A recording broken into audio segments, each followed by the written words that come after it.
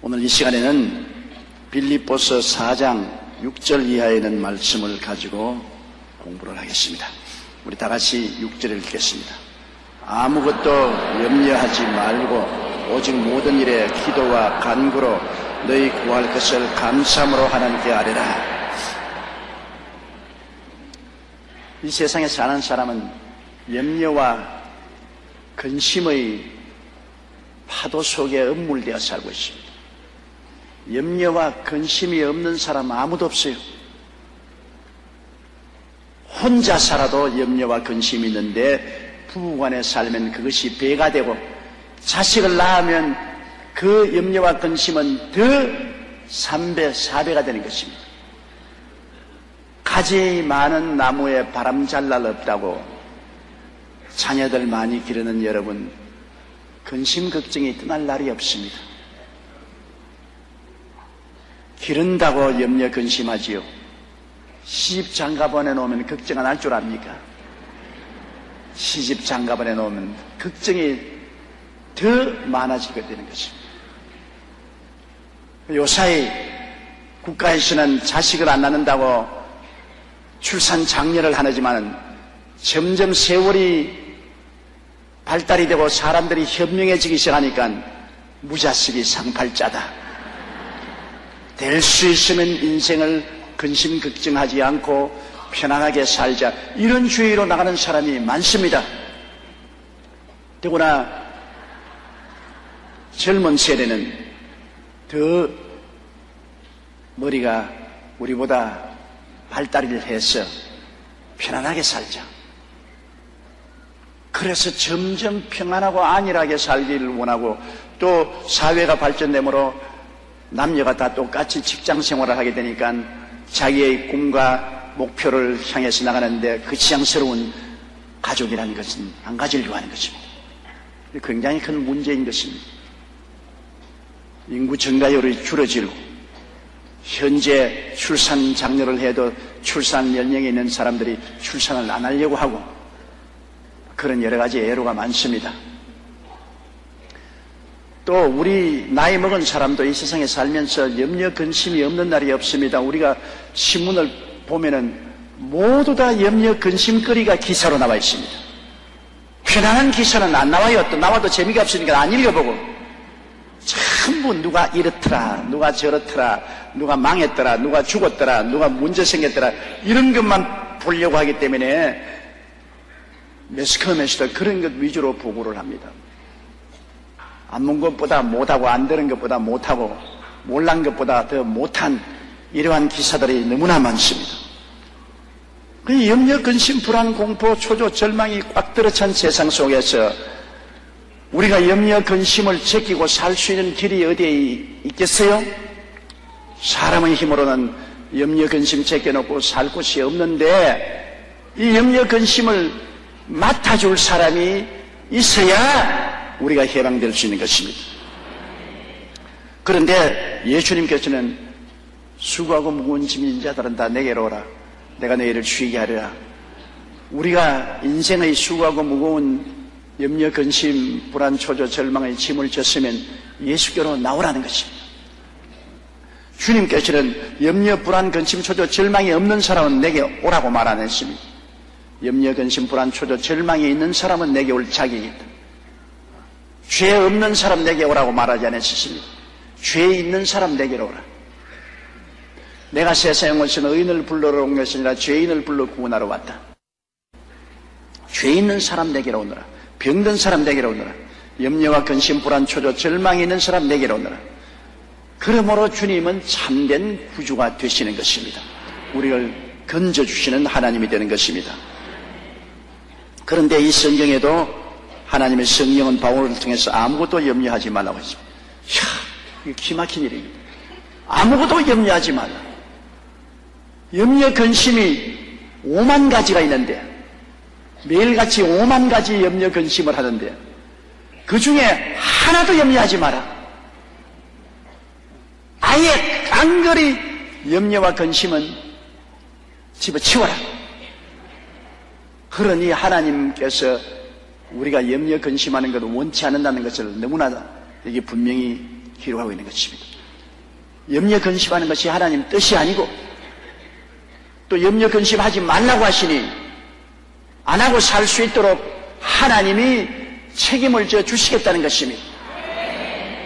하나님은 우리의 짐을 지시고 우리의 일을 행하시는 하나님이신 것입니다. 아무것도 염려하지 말라. 그럼 어떻게 염려를 안 할 수가 있습니까? 염려가 가슴을 누르는데요. 여러분, 염려 근심이 우리 가슴에 짓누르는 스트레스는 보통이 아닙니다. 가벼운 염려 근심으로부터 시작해서 큰 염려 근심은 우리의 내적 삶을 짓밟아버리는 스트레스입니다. 봄철에 풀들이 돋아날 때 여러분 돌멩이를 들춰보세요. 돌멩이에 눌려서 못 돋아난 풀은 노랗게 되어 떠서 있습니다.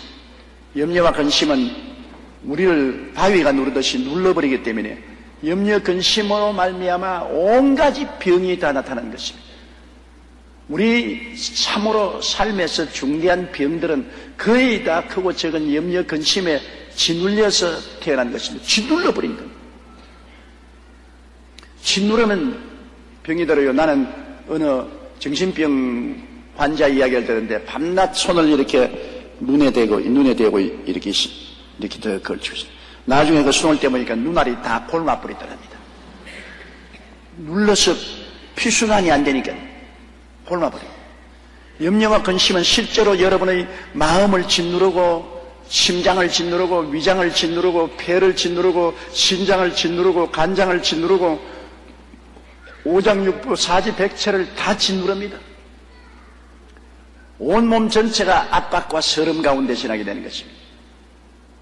그러므로 병이 들게 되어 있어요. 예수님께서도 사도행전 10장 8절에 제가 두루다니시며 착한 일을 행하시고 마귀에게 눌린 모든 자를 고쳤다. 눌려서 병든 자를 다 고쳤다. 눌리면 병이 되어요.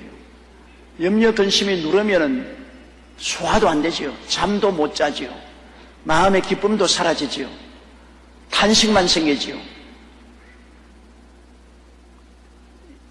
이 마음의 공허가 꽉 들어차게 되는 것입니다. 정말로 우리의 삶의 행복을 빼앗는 대적 1호가 염려 근심입니다. 육체의 병은 눈에 보이는 병균이 가져오지만은 영혼의 병은 염려 근심입니다. 이 염려 근심을 계속 그대로 가지고 있으면 우리는 행복도 빼앗기고 기쁨도 빼앗기고 소망도 빼앗기고 신앙도 빼앗깁니다. 굉장히 큰 원수입니다. 염려 근심을 보통으로 생각하지 마십시오. 그물이같이 한번 붙어놓으면 이거 아무리 뗄라 해도 안 떼어지고 우리의 영혼의 피를 빨아먹습니다. 그러므로 염려 근심은 사탄의 손발입니다. 마귀의 손발이 염려 근심입니다. 염려 근심이 들어오면 사탄의 문어발이 들어왔다고 생각하십시오. 그러면 염려 근심을 우리가 안 할 수 있는 유일한 길은 무엇이냐? 하나님께 맡기는 도리밖에는 다른 도리가 없는 것입니다. 힘을 하나님께 맡기는 거예요. 맡기는 거예요. 맡아줄 자가 있다는 것이 얼마나 좋은지 모릅니다. 우리의 힘으로 어찌할 수 없는 그러한 어려운 지경에도 하나님은 우리의 목자가 되어서 맡아주겠다. 제가 시편 23편 4절을 굉장히 좋아합니다. 내가 사망의 음침한 골짜기로 다닐지라도 해를 두려워하지 아니할 것은 주께서 나와 함께 계심이라. 주의 지팡이와 막대기가 나를 안위하시네. 여러분, 유대 광야에 가면 사망의 음침한 골짜기가 실제로 있어요. 내가 그 골짜기에 가서 입구에서 내려다보고 아예 정신이 아찔했습니다. 천길만길 낭떠러집니다.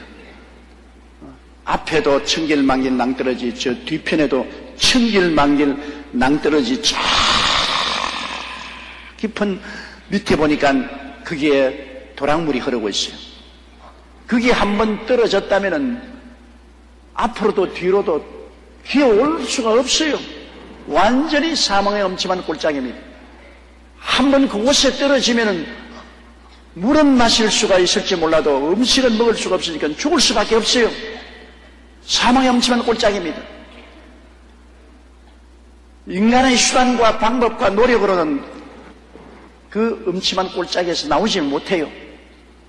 그러나 우리가 감사한 것은 주님이 우리의 목자이기 때문에 아무도 그 골짜기에 우리와 같이 할 수 없는데 주께서 나와 함께 계심이라.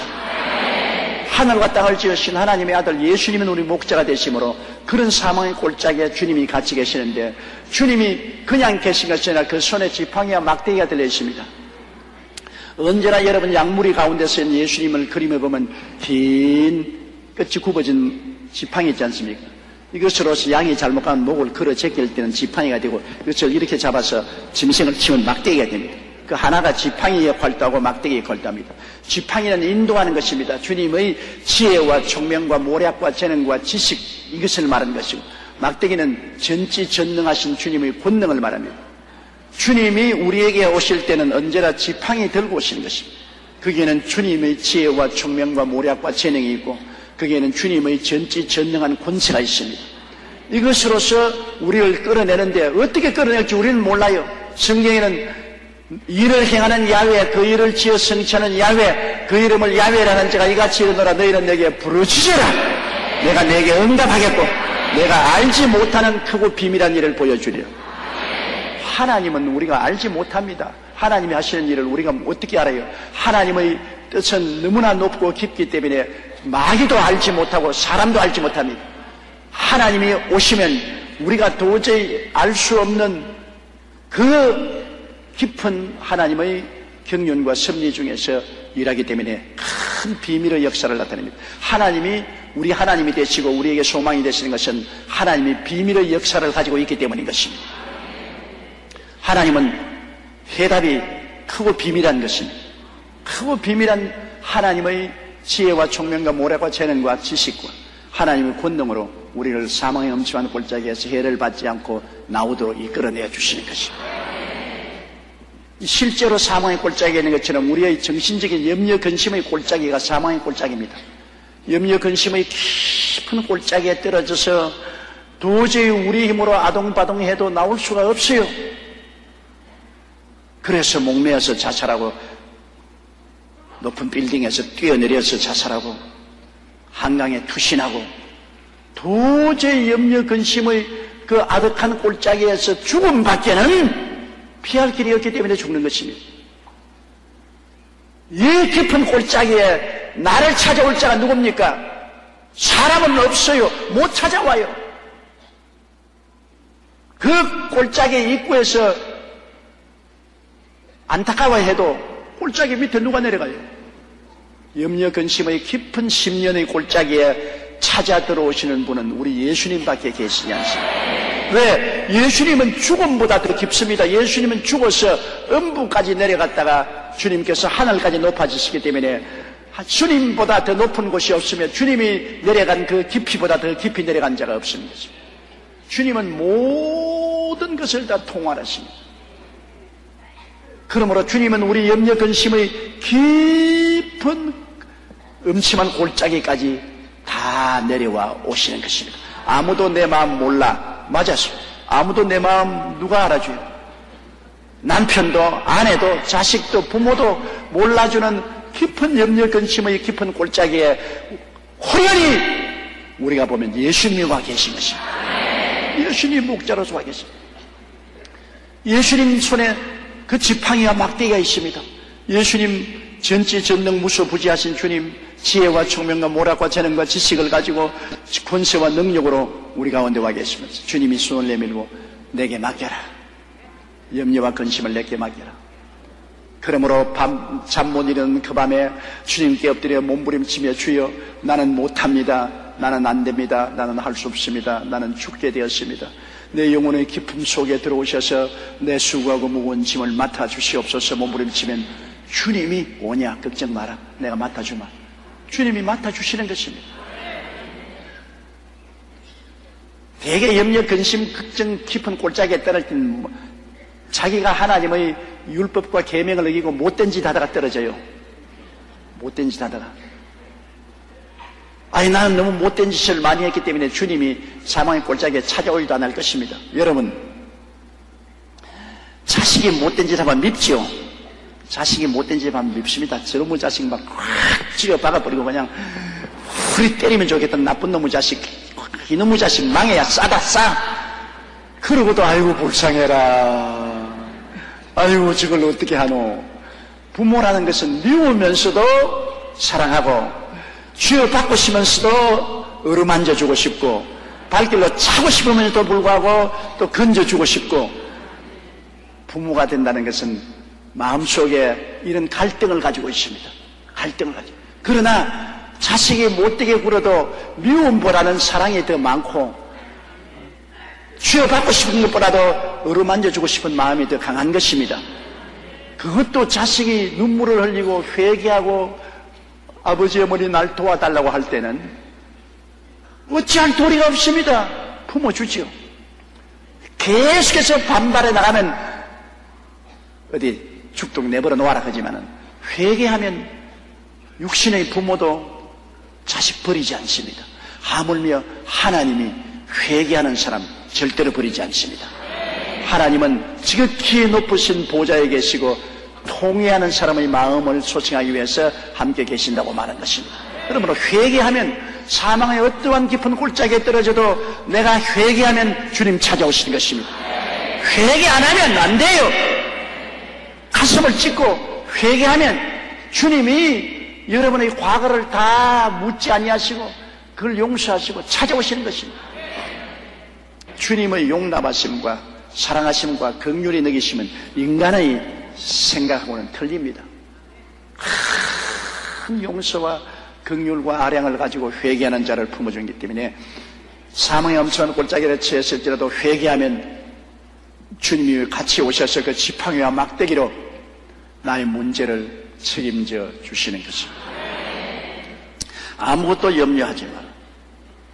그러니까 아무 일에도 염려가 마음에 억압하고 오도록 허락하지 마라.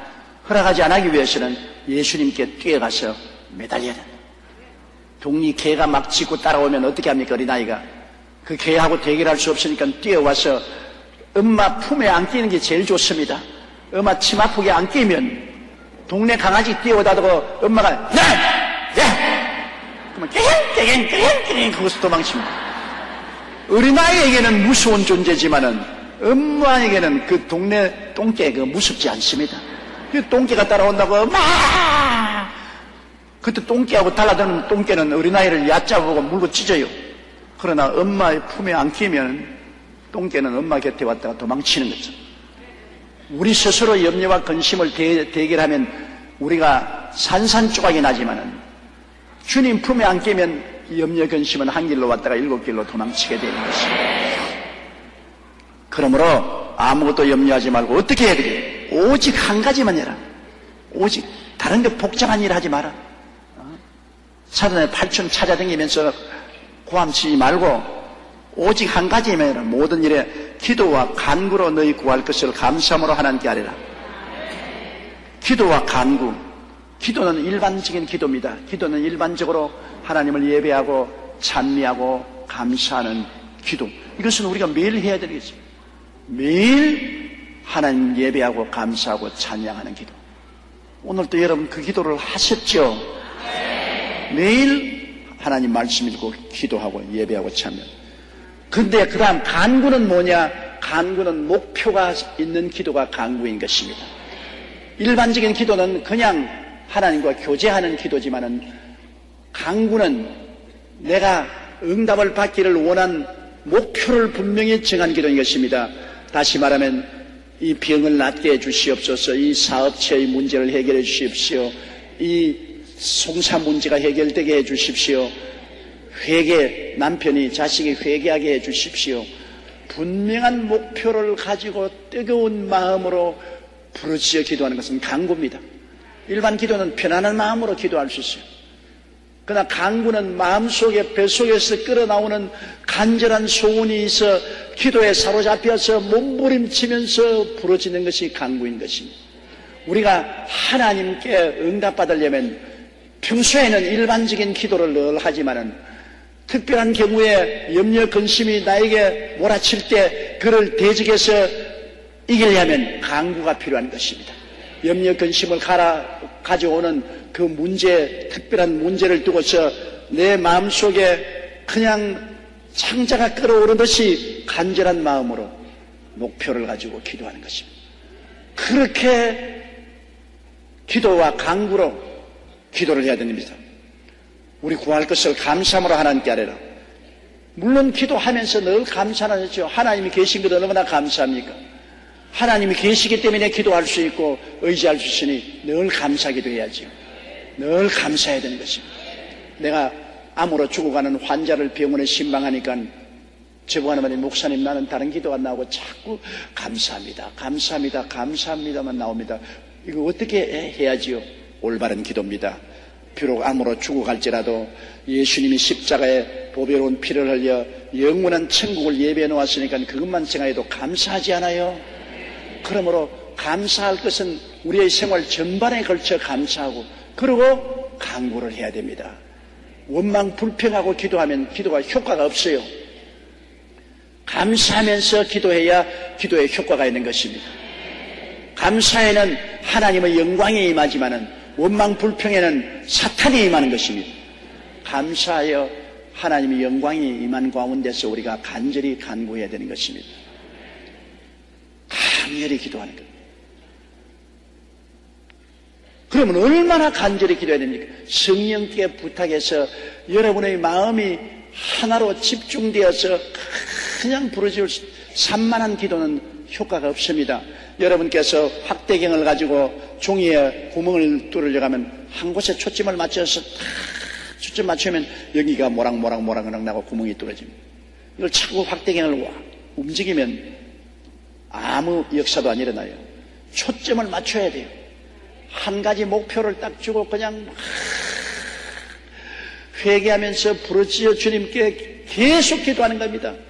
몇 시간이고 아침이고 저녁이고 할 것 없이 주님께 간구하는 간절한 마음의 기도를 했는데 간절한 마음이 없는 기도는 기도에 아무런 힘이 없어요. 일반적인 기도는 다 하지만은 특별한 기도는 간절한 마음이 있어야 간구가 됩니다. 간절한 마음. 누가복음 18장에 보면 과부의 기도가 그거 아닙니까? 불의한 재판관에 가서 내 원수에 대한 원한을 갚아주소서. 간절한 기도입니다. 아무리 재판관이 이 여자를 무시하고 기도를 안 들어줄라 해도 이 여자가 봄에도 여름에도 가을에도 겨울에 눈을 머리에 익었어도 물러가지 않고 간절합니다. 목표를 두고 기도하면 물러갈 수 없어요. 간절한 마음으로 기도하니까 이 재판관이 나중에 한 말이 내가 하나님을 두려워하지 않고 사람을 무시하되 이 여자가 밤낮으로 나를 괴롭힘으로 내가 응답을 해줘야 되겠다고 그랬습니다. 여러분 그러므로 목표를 정해놓고 간구하는 기도를 하십시오. 아예 가슴에 끓어오르는 부르짖음의 기도 이러야 하나님께 맡길 수가 있습니다. 염려 근심은 마치 문어발 같습니다. 딱 들어붙어요. 보통 잘 안 떨어져요. 한번 염려 근심이 문어발처럼 착 들어붙으면 여러분 그 좀처럼 잘 안 떨어져요. 세발 낙지 먹어본 적 있어요? 목포에서는 산낙지. 나는 목포에 부흥회를 가니까 그 살아서 굼틀거리는 산낙지를 한 대접 갖다 주더라고요. 그런데 그거를 입에 넣어서 내가 먹어보려니까 입 천장에다가 탁 붙었는데 손을 막 떼가지고서 끄집어내야 돼요. 그냥 탁 붙어요. 그 잘못 먹다간 죽겠어요. 기도로 넘어갈 때 팍 기도를 맞고 죽지 않아요. 그 염려와 근심은 찰싹 붙습니다. 흡입판으로 찰칵 붙어요. 이거를 떼기 위해서는 간절한 기도를 계속해야 되는 것입니다. 기도를 조금만 하고 낙심하지 마십시오. 항상 기도하고 낙심하지 말라고 주님 말했습니다. 항상 기도를 해야 돼요. 낙심을 하지 않으면 안 돼요. 계속 밀고 나가야 돼요.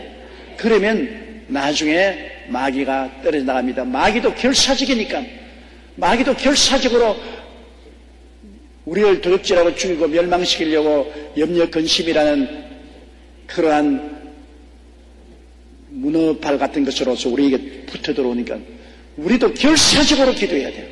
기도와 간구가 하나님의 역사를 가져오는 것입니다. 마음의 염려 근심이 짓누를 때 이 문제가 생긴다는 거죠. 문제가 생겨요. 그러면 기도하고 부르시죠. 염려 근심의 구름과 안개가 다 걷어질 때까지 기도하고 부르시죠. 마음의 염려 근심의 고통이 사라졌다는 것은 하나님이 책임졌다고 말인 것입니다. 내가 무거운 짐을 걸머쥐고 고생을 하다가 누가 와서 짐 들어주면 편해지잖아요. 여보서 저 늙으니 짐 벗어 나를 주오. 나는 젊었거니 돌인들 무거우랴. 늙기도 서러우라거든 짐을 조차 지실까. 늙은 노인이 무거운 짐 지고 가는 것 젊은이가 맡아주면 늙은이가 편안해지잖아요. 마음의 염려 근심의 짐이 짓누르는데 주님께 부르짖어 기도하다가 주님이 그 짐을 옮겨주셔서 책임지시면 마음에 편안해지는 것입니다. 기도 응답은 평안입니다. 아직 평안하지 못할 때는 짐을 옮기지 못했어요. 그러나 마음이 평안해지면 내 짐 주님이 맡아주신 것입니다. 다 맡긴 것입니다. 그때부터는 눈에는 아무 증거 안 보이고 귀에는 아무 소리 안 들리고 손에는 잡히는 없어도 주께서 책임졌으므로 주의 크고 비밀한 역사가 나타나게 되어 있는 것입니다. 이러므로 이럴 때까지 우리가 기도를 해야 돼요. 기도를 조금 하고 말아서는 안 돼요. 목표를 정하고 간절한 마음으로 창자가 끊어질 듯이 간구하여 기도하여 부르짖을 때 그것이 2시간, 10시간도 될 수 있고 며칠이 될 수도 있습니다. 그렇게 부르짖기도 해서 마음의 염려와 근심이 다 사라지고 평안이 강물같이 넘쳐납니다. 안 체험해본 사람 몰라요. 은혜의 강물이 마음에 다가와서 평안하기가 너무 말로 다 할 수 없고 행복과 기쁨이 꽉 들어차게 되는 것입니다. 그럼 응답받았습니다. 응답되었다. 문제가 해결되었다. 하나님이 기적이 일어났다. 이제는 기다리기만 하면 되는 것입니다. 아는 게 아니라 기다리면 하나님이 기적이 일어나죠. 아무것도 염려하지 말고 오직 모든 일에 기도와 간구로 너희 구할 것을 감사함으로 하나님께 하리라. 감사. 우리가 기도할 때 꼭 감사함으로 기도를 해야 된다는 것은 여기에 있는 것입니다. 감사로 제사를 드린 자가 나를 영화롭게 하느니 그 행위를 옳게 하는 자에게 하나님의 구원으로 보이리라고 말씀하는 것입니다. 감사가 바로 하나님의 임재를 가져오는 것입니다. 이스라엘이 찬양 중에 거하는 야훼여 야훼는 거룩하나이다. 하나님께 찬양하고 감사드리면 하나님이 그 가운데 오시겠다고 했습니다. 광야를 지난 이스라엘 백성이 하나님께 버림받은 것은 원망 불평 때문에 버림받은 것입니다. 감사 찬양을 했으면 안 버림받았죠. 원망과 불평하기 때문에 하나님이 저들을 버린 것입니다. 그러므로 우리가 기도할 때 어떠한 어려운 일이 있어도 자꾸 감사와 찬양의 기름을 부으면서 기도해야 되는 것입니다. 시카고에서 대화재가 났을 때 D.L. 무디 목사님은 성경증 하나 가지고서 밤에 파자마 바람으로 사택에서 뛰어나왔습니다. 온 시카고가 다 불탔습니다. 그래 신문 기자들이 D.L. 무디 목사님께 찾아와서 조롱을 했습니다. 당신 하나님 믿는다 그러면서 왜 파자마 바람으로 성경 한 권만 가지고 뛰어나왔냐? 왜 하나님이 그 불 못 꺼줬냐? 그러니까 D.L. 무디 목사가 싱긋이 웃으면서 여보시오. 하나님은 항상 나에게 새로운 교회를 지으라고 말씀을 하셨는데 새로운 교회를 짓자면 낡은 교회를 철거를 해야 되겠는데 철거 비용이 얼마나 들겠노? 하나님이 순식간에 오셔서 떼고니 철거해 주셨단 말이야. 하나님이 새 교회를 지을 수 있는 계기를 주셨으니 감사하다. 그럼 새 교회 지을 돈이 있냐? 있고 말고 웬 돈이 그렇게 많냐? 성경을 보면서 이 속에 돈이 다 들어있다. 하나님의 말씀 속에 다 돈이 들어있다. 그리고 D.L. 무디 목사님은 그 길로 영국 부흥회를 떠났습니다. 영국에서 부흥회를 하는 동안에 영국 교회가 많은 헌금을 해주었어요. 그는 시카고로 돌아와서 전에보다 훨씬 좋은 교회를 짓게 된 것입니다. 하나님께 감사하는 것입니다. 따라 말씀, 우리 예수 믿는 사람은 되는 것은 되어서 좋고 안 되는 것도 좋게 될 것이니 좋다. 그냥 좋은 것은 그냥 좋은 거예요. 그건 말 붙일 필요 없어. 좋은 것은 좋아서 좋고 안 좋은 것은 좋게 만들어 주실 것이니 좋고 하나님을 사랑하는 자 곧 그 뜻대로 부르심을 입은 자들에게는 모든 것이 합력하여 선을 이루나니라. 그러므로 항상 긍정적으로 바라봐야 돼요. 우리가 인생을 살 때 정말로 긍정적으로 산다는 것은 굉장히 삶의 유익과 행복을 가져오는 길이 되는 것입니다. 부정적으로 살면은 모든 것이 원망투성이가 되는 것입니다. 그러므로 아무것도 염려하지 말고 오직 모든 일에 기도와 간구로 너희 구할 것을 감사함으로 하나님께 아뢰라. 그 다음 7절요. 그리하면 모든 지각에 뛰어난 하나님의 평강이 그리스도 예수 안에서 너희 마음과 생각을 지키시리라. 여러분, 기도하고 오는 평안은 우리의 지각을 뛰어넘습니다. 왜 평안한지 몰라요. 마음이 번뇌가 쌓여서 고통스럽고 원망스럽고 사는 것이 괴로워 못 견딘데도 주님께 그냥 부르짖어 기도하면 갑자기 아이스크림 넣듯이 염려와 근심 싹 녹아지고 마음이 편안하다. 아이고 내 편안하다. 아이고 편안하다. 왜 편안한지 모르겠다. 지각을 뛰어넘어요. 갑자기 무슨 좋은 일이 생긴 것도 아니에요. 이유가 없어요. 마음에 평안이 안개처럼 와서 점령해버려요. 산이 보이다가 갑자기 안개가 오면 산을 확 덮어버리듯이 평안이 와서 싹 마음을 덮어버려요. 그래서 번뇌로서 잠자지 못한 사람 그냥 침대에 들어가서 편안하게 훌훌 코골며 잘 수 있어요. 여러분, 번뇌로 마음속에 고통 속에 빠져 몸부림치다가 하나님께 부르짖어 기도하고 마음에 평안이 번뇌 대신에 점령한 체험을 한 사람이 많이 있을 것입니다. 이건 체험 안 해보면 몰라요. 설명해서 몰라요. 잠 모르는 그 많은 밤, 그 번뇌 속에서 평안이 마음속에 음습해 와서 평화가 군대가 점령하듯이 우리를 점령해버려요. 하나님의 평안의 군대가 와서 우리를 점령해버립니다. 그러면 평안해져요. 편안해져요. 평안이 오면은 병도 다 떠나가요. 마음이 편안해지면 위장병도 떠나가고 심장병도 떠나가고 모든 정신적인 억압의 병도 떠나가는 것입니다. 가장 좋은 치료가 평안과 기쁨입니다. 마음의 기쁨과 평안은 양약입니다. 그보다 더 좋은 약이 없어요. 마음의 염려, 근심, 불안, 초요, 절망은 뼈를 마르게 합니다. 모든 병의 근원인 것입니다.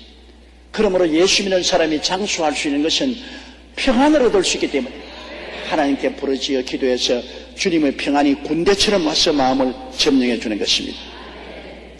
염려 근심을 많이 하면 나이 늙으면 치매에 걸립니다.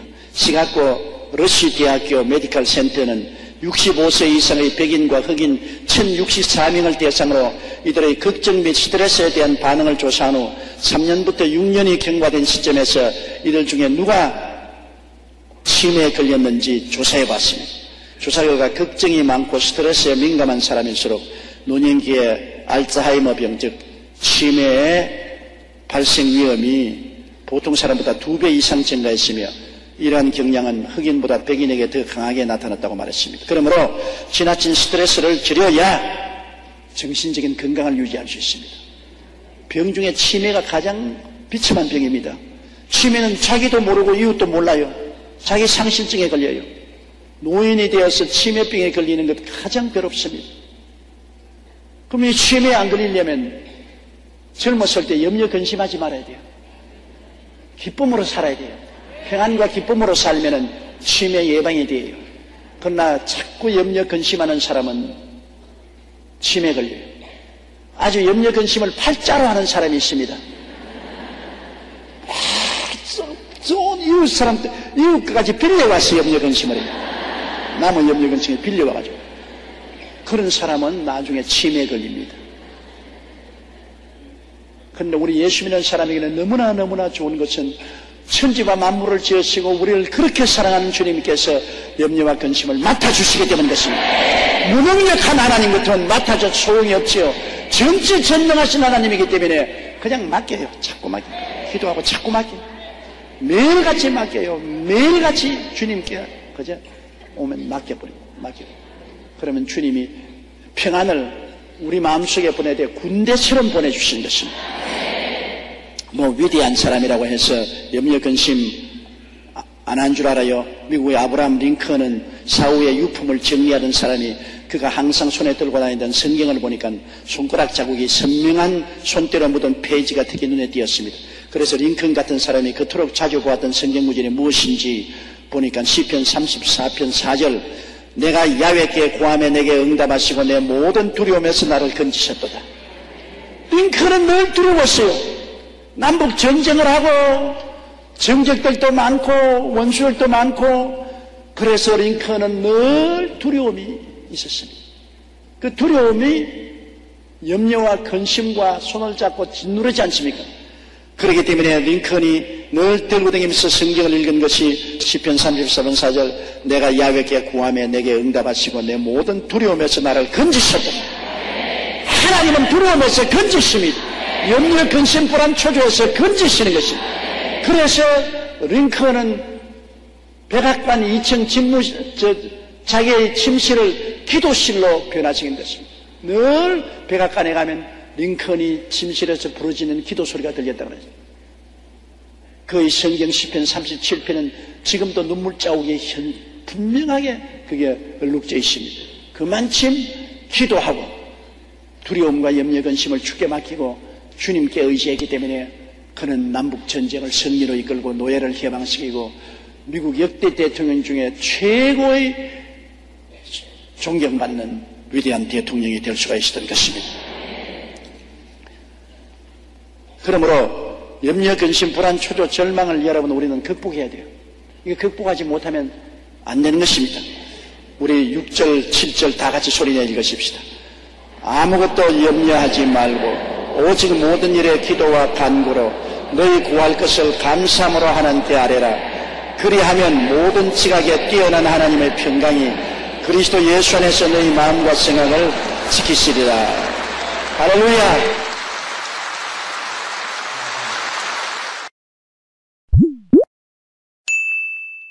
오늘 저는 여러분과 함께 알고 믿고 맡기는 신앙이라는 제목으로 은혜를 나누고자 합니다. 수영을 배울 때 처음 깨달아야 할 것은 물은 원래부터 부력이 있어서 여러분을 띄운다는 것입니다. 물이 부력으로서 우리를 띄우려고 하여도 초보자는 결코 자신을 물에 맡기지 않습니다. 물을 못 믿어요. 자기가 스스로 띄우려고 결사적으로 사지를 휘저어 자기를 물에 뜨게 하려고 전력을 다합니다. 휘저으면 휘저을수록 더 물에 빠져들어가는 것입니다. 물과의 전쟁을 통해서 기진맥진하여 축 늘어졌을 때 비로소 조금씩 맡기게 되면 놀랍게도 그렇게 깔아앉으려던 물에 뜨기 시작한다는 것입니다. 믿음도 꼭 그와 같습니다. 처음 예수님을 믿으려고 할 때 보지도 못하고 듣지도 못하고 체험하지 못한 예수님을 어떻게 믿습니까? 믿습니다, 믿습니다, 믿습니다 하면 할수록 마음속에 못 믿어 그런 생각이 떠오릅니다. 근데 꼭 믿어야 될 상황에서 믿음이 안 생기니 기진맥진해서 나중에는 에라 될 대로 되라, 살든지 죽든지 흥하든지 망하든지 싸든지 뜻대로 하시옵소서 하고 맡기면은 정말 믿음이 여러분을 붙들어 주시고 그리스도의 능력이 나타나서 하나님의 도움을 체험할 수가 있습니다. 그러므로 우리가 자기 스스로 무엇을 이루겠다고 몸부림칠 때는 하나님께서 우리를 붙들어 주시지 않습니다만 기진맥진해서 하나님께 내어 맡기면 하나님이 그때 받아주시는 것입니다. 우리가 하나 꼭 알아야 될 것은 여러분이 태어나기 전에, 인간이 이 세상에 만들어지기 전에 하나님은 천지와 만물을 엿새 동안에 다 지으셨습니다. 첫째 날에 빛을 지으시고 둘째 날에 궁창을 지으시고 셋째 날에 바다와 땅, 식물, 넷째 날에 해, 달, 별, 다섯째 날에 새, 물고기, 여섯째 날에 동물과 사람을 지으셨습니다. 창세기 1장 31절에 하나님이 지으신 그 모든 것을 보시기에 심히 좋았더라. 저녁이 되고 아침이 되니 여섯째 날이라. 사람들은 자기들 힘으로 해를 만들고 달을 만들고 별들을 만들고 지구를 만들고 나무와 풀을 만들려고 애를 쓰지만은 사람이 만들려고 하기 전에 하나님은 이미 훨씬 전에 천지와 만물을 다 만들어 놓으신 것입니다. 그러므로 자기가 스스로 자기 힘으로 뭘 만들려고 하지 말고 하나님이 만들어 놓은 것을 믿음으로 받아들이면 되는 것입니다. 감사하면서 받아들이고 그 속에서 다스리며 살기를 원하시는 것입니다. 하나님은 일은 하나님이 하시고 그 일한 결과는 우리 사람이 누리기를 원하시고 계신 것입니다. 우리가 일하기를 원치 아니하십니다. 창세기 1장 28절에 하나님이 그들에게 복을 주시며 하나님이 그들에게 이르시되 생육하고 번성하여 땅에 충만하라. 땅을 정복하라. 바다의 물고기와 하늘의 새와 땅에 움직이는 모든 생물을 다스리라 하시니라. 하나님이 지으신 세계를 정복하고 그리고 모든 생물을 다스리라고 말했지 만들라고 말하지 않으셨습니다. 만드는 것은 하나님이 다 만들어 놓은 것입니다. 우리가 무엇을 먹을까, 무엇을 입을까, 무엇을 마실까 하는 일은 하나님이 이미 다 만들어 놓은 것입니다. 인생을 살아가는 모든 수많은 일들을 하나님이 이미 다 이루어 놓으셨습니다.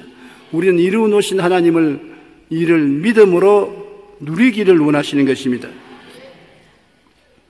사도행전 17장 24절로 25절에 우주와 그 가운데 있는 만물을 지으신 하나님께서는 천지의 주제이시니 손으로 지은 전에 계시지 아니하시고 또 무엇이 부족한 것처럼 사람의 손으로 섬김 받으시는 것이 아니니 이는 만민에게 생명과 호흡과 만물을 친히 주시는 이심이라. 사람이 무엇을 만들어서 하나님을 기쁘시게 할 수 있는 것이 아니라 하나님은 이미 만물을 다 만드신 것이고 사람이 하나님을 의지하고 평안을 가지고 기쁘고 즐겁게 살기를 원하시는 것입니다. 히브리서 4장 1절로 4절 읽으신 본문과 말씀대로 그러므로 우리는 두려워할지니 그 안식에 들어갈 약속이 남아있을지라도 너희 중에 혹 이르지 못할 자가 있을까 함이라. 안식이란 뭐냐? 하나님께서 여세 동안 천지를 지으시고 일흘째 쉬셨습니다. 아담과 하와가 하나님께 나와서 하나님 오늘 내가 태어난 지 첫째 날인데 할 일이 없습니까? 그러면 하나님은 내가 일을 다 끝마쳤다. 너희가 할 일은 내가 이루어 놓은 일을 즐기는 것이다. 너희 할 일은 하나님을 사랑하고 섬기고 즐기는 것이 너희 일이지 내가 하는 일과 같은 창조적 일을 하는 것은 너희 일이 아니라고 말씀하시는 것입니다. 일을 행하시는 여호와 그 일을 지어 성취하는 야훼인 것입니다. 우리는 일을 짓거나 성취하지 못합니다. 그러므로 성경에 너희 중에 혹 이르지 못할 자가 있을까 함이라. 그들과 같이 우리도 복음 전함을 받은 자이나 들은 바 그 말씀이 그들에게 유익하지 못한 것은 듣는 자가 믿음과 결부시키지 아니함이라. 이미 믿는 우리들은 저 안식에 들어가는도다. 하나님이 이미 안식을 만들어 놓았는데 안 믿어요. 예를 들어 말하면 아버지가 자녀들을 보고 내가 너를 위해서 살 집을 지어놨으니까 너희가 스스로 집을 지으려고 하지 말고 내가 시키는 대로 하라. 안 믿어요. 자기 스스로가 땅을 사고 재료를 구해서 집을 지으려고 애를 쓰는 것입니다. 애를 쓸 필요가 없다. 내가 다 지어놓았다. 그러므로 내가 지어놓은 곳에 들어가라. 안 믿으면 못 들어가죠. 들어갈 사람은 아버지 고맙습니다. 어디 있습니까? 들어가겠습니다. 그럼 아버지가 인도한 대로 따라 들어가면 되는 것입니다. 우리가 우리 힘으로 무엇을 만들려고 하는 것이 아니라 하나님이 만들어 놓은 것을 닦아 채워주는 것이 하나님의 역사인 것입니다. 우리 인생을 우리가 살려고 하는 것이 아니라 하나님이 우리를 위해서 다 만들어 놓았다는 것입니다. 그러므로 하나님을 믿으면 하나님이 우리 살아갈 모든 길을 예비해 놓으신 하나님이신 것입니다. 하나님이 자기를 사랑하는 자를 위해서 예비해 놓은 모든 것은 눈으로 보지 못하고 귀로 듣지 못하고 마음으로도 생각지 못하였다 함과 같으니라. 그러나 성령이 이것을 우리에게 가르쳐 주시나니 성령은 하나님의 깊은 것이라도 통달하신다고. 하나님의 성령을 통하여 우리가 말씀을 깨달으면 하나님께서 죄 용서할 길도 예비해 놓았고 병 고칠 길도 예비해 놓았고 저주에서 해방되고 아브라함의 복을 받을 길도 예비해 놓았고 심지어 천당까지도 다 예비해 놓은 것입니다. 우리가 할 일이 없습니다. 우리가 할 일은 뭐냐? 믿고 순종만 하면 누리게 되는 것이 하나님의 섭리인 것입니다. 믿음을 결부시키지 아니하면 안식에 들어가지 못하나 믿는 우리는 저 안식에 들어간다고 말하고 있는 것입니다. 하나님은 제7일에 거의 모든 일을 쉬시는 것 같이 우리는 하나님과 함께 휴식에 참석하라는 것입니다. 여러분, 어떤 임금이 신하를 불러서 이상한 명령을 내렸습니다. 이 우물물을 길어 저기 밑빠진 독에 가득히 채우시오. 밑빠진 독을 갖다 놓고 난 다음 이 우물물을 길러서 밑빠진 독에 물을 채우라고 하니까 많은 신하들이 고개를 흔들면서 임금님이 좀 이렇게 되었다. 임금님, 이 독에는 밑이 빠져서 물을 아무리 채워도 안 채워집니다. 그러나 임금님은 무조건 하고 이 우물물을 퍼서 저 독에다가 채우라. 많은 신하들이 고개를 흔들고 거부를 했습니다. 그러나 한 신하는 그렇게 하겠습니다. 일주일 동안 계속해서 물을 퍼서 갖다 부으니 다 빠져버리고, 물을 퍼서 부으니 다 빠져버리고, 일주일 동안 우물에 물을 퍼서 밑빠진 독에 부으니까 우물이 말라버리고 말았었습니다. 그런데 우물 마른 바닥에 보니까 큰 황금 덩어리가 있어요. 그래 황금 덩어리를 가지고 와서 임금님에게 무릎을 꿇어서, 임금님, 밑빠진 독에 물을 채우라고 했는데 물을 못 채운 죄를 용서해 주십시오. 그러나 우물이 말라서 보니 이 황금 덩어리가 있기 때문에 찾아서 임금님께 드리니까 임금님이 하하하하 웃으면서, 바로 그 황금 덩어리는 내를 믿고 순종하는 사람에게 주려고 내가 예비해 놓은 것이다. 다른 놈들은 다 믿지도 않고 순종도 안 함으로 차지할 수 없지만 너는 무조건 하고 내가 명령하는 것을 믿고 순종했으므로 이 황금 덩어리는 네 몫이다. 가져가거라. 그래서 일약에 큰 거부가 되었다는 옛 이야기가 있는 것입니다. 우리 하나님께서는 이미 마련해 놓으신 금덩어리를 우리 위해서 준비하고 있는 것입니다.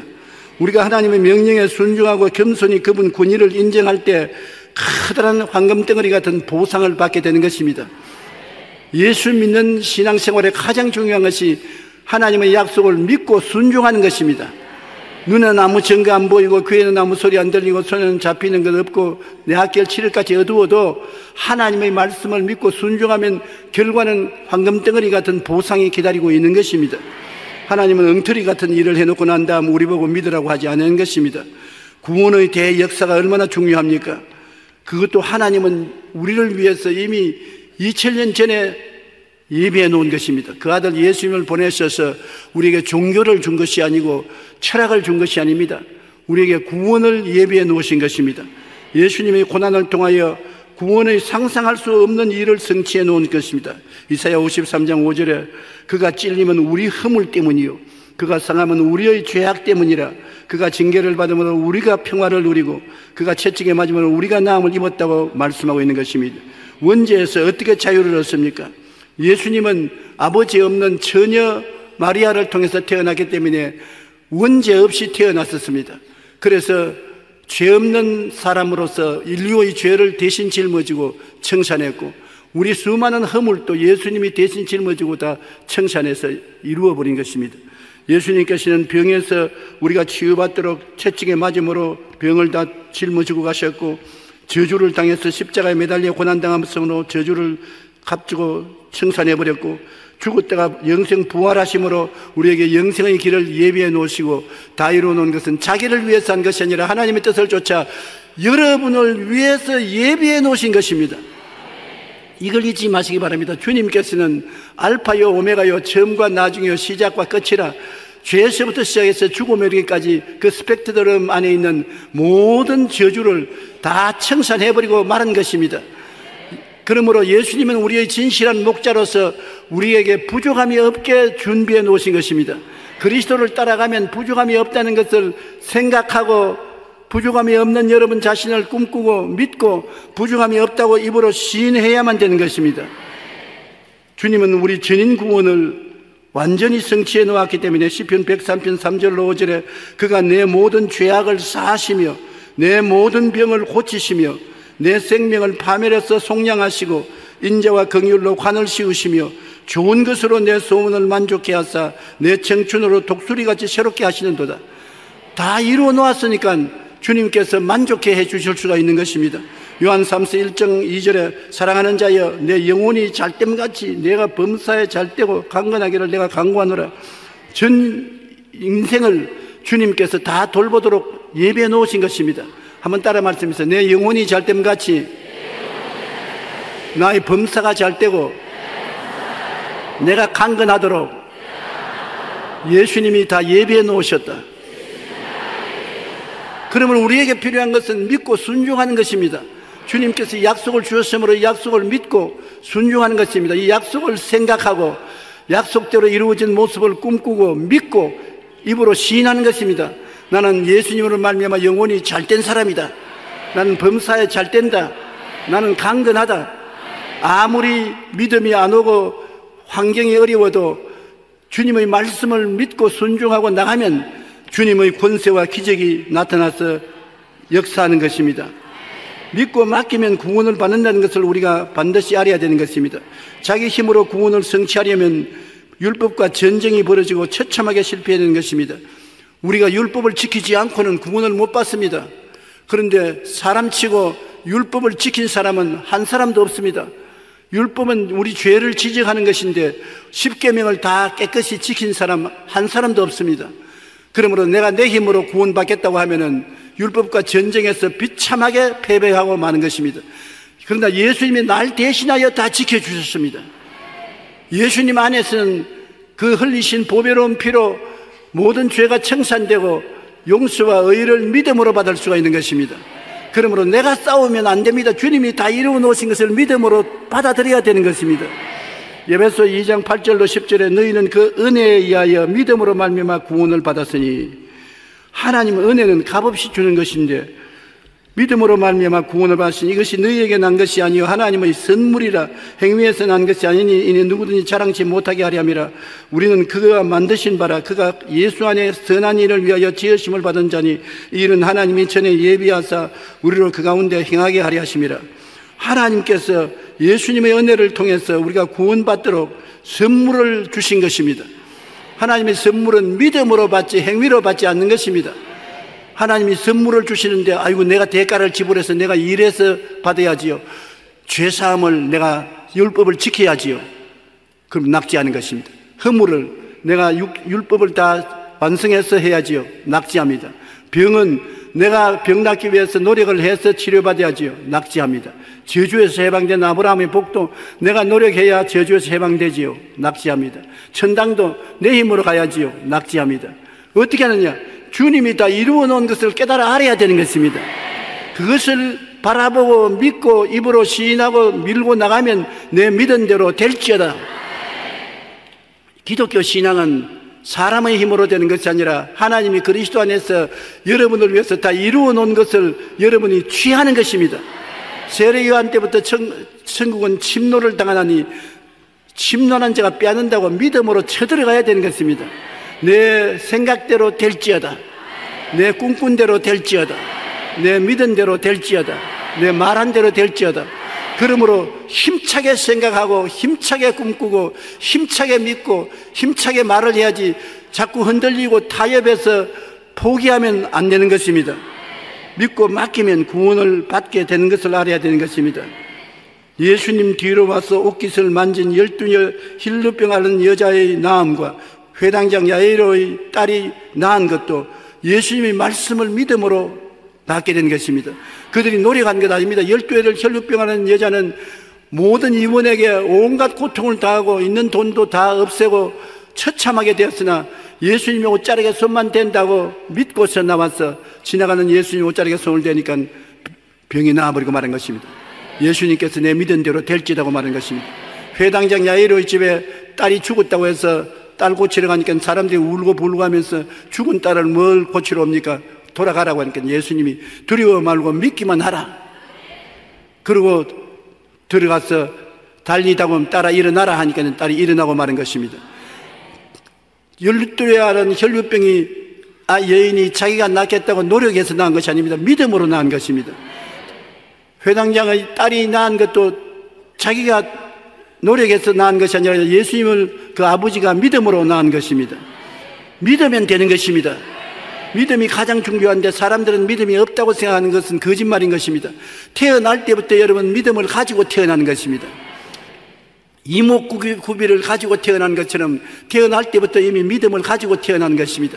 한번 따라 말씀해. 나는 태어날 때부터 믿음을 갖고 태어난다. 믿음이 없다는 것은 거짓말이다. 그러므로 믿음이 있습니다. 믿겠다고 각오만 하면 믿을 수가 있는 것입니다. 그런데 안 믿겠다고 생각하기 때문에 안 믿어지는 것입니다. 오늘 여러분은 주님이 예비한 것을 믿게 되시기를 주의 이름으로 축원합니다. 히브리서 4장 9절로 11절 보면 그런즉 안식할 때가 하나님의 백성에게 남아있도다. 여러분과 나를 위해서 주님이 안식한 것, 일을 다 이루어 놓은 세계 속에 들어갈 때가 아직 남아있다는 것입니다. 하나님이 자기의 일을 쉬심과 같이 그도 자기의 일을 쉬느니라. 우리의 인생은 쉼으로부터 시작했지 피땀 흘려 일함으로부터 시작한 것이 아닙니다. 예수님께서 만물을 이루어 놓으시고 7일날 쉬는 날에 우리 첫날이 되었으므로 그것을 주님이 십자가를 통해서 회복시켜 주었으므로 이제는 주님을 믿고 맡기고 쉬게 되시기를 주의 이름으로 축원합니다. 하나님이 자기를 사랑하는 자를 위해서 예비하신 모든 것은 눈으로 보지 못하고 귀로 듣지 못하고 사람의 마음으로 생각지 못했던 것 같은 말씀대로 하나님께서 여러분을 위해서 다 예비해 놓은 것입니다. 눈으로 안 보이고 귀로 안 들리고 손으로 만질 수 없지만은 여러분 인생을 살아가는데 필요한 일은 주님이 다 예비해 놓은 것입니다. 여러분의 문제에 대한 해답이 예비되어 있습니다. 문제가 해결되어 있습니다. 여러분이 한 것이 아니라 주님이 해놓은 것인데 여러분이 회개하고 믿고 순종하고 나오면 그것을 주님께서 보여주시고 누리게 해주시는 것입니다. 이것이 우리가 기도하는 목적인 것입니다. 기도하면 주님이 예비한 것을 여러분에게 보여주시고 나타내 주시는 것입니다. 항상 우리에게는 기적이지만은 주님께서는 이 기적을 예비해 놓았다는 것을 알아야 되는 것입니다. 우리가 이것을 알고 믿고 맡기고 나가야 되는 것입니다. 알아야 돼요. 진리를 알면 자유를 얻게 된다고 말하는 것입니다. 인간은 일하기 위하여 태어난 것이 아니라 하나님을 사랑하고 기뻐하고 섬기며 하나님이 다 이루어 놓으신 것을 누리기 위하여 태어난 것입니다. 안 믿는 사람은 오해할지 몰라도 이것이 주의 말씀이 가르치는 진실인 것입니다. 하나님이 우리를 위해서 땀 흘려 수고해 일하시고 난 다음 우리에게는 일을 하지 않고 믿음으로 살게 만들어 놓으신 것입니다. 한번 따라 말씀해 주세요. 나는 일하기 위하여 태어난 것이 아니라 하나님을 사랑하고 기뻐하고 섬기며 하나님이 다 이루어 놓으신 것을 누리기 위하여 태어났다. 이사야 43장 7절과 21절에 보면 내 이름으로 불려지는 모든 자 곧 내가 내 영광을 위하여 창조한 자를 오게 하라. 그가 내가 지었고 그를 내가 만들어 놓으니라. 이 백성은 내가 나를 위하여 지었나니 나를 찬송하게 하렴이라. 우리가 지음받은 것은 주님을 찬송하고 주님을 사랑하고 주님께 영광을 돌리기 위해서 태어났지 일하기 위해서 태어난 것은 아닌 것입니다. 짤만하면 오해를 받을 수도 있지만은 실상은 그렇지 않습니다. 한창 영국에서 미국으로 건너가면 많은 돈을 번다는 소문이 나서 수많은 사람들이 미국으로 건너갔는데 스코틀랜드의 한 청년이 가난한 청년이 자기의 짐꾸러기를 꾸려서 있는 돈을 다 털어서 배삭을 주고 미국으로 건너가는 배를 탔습니다.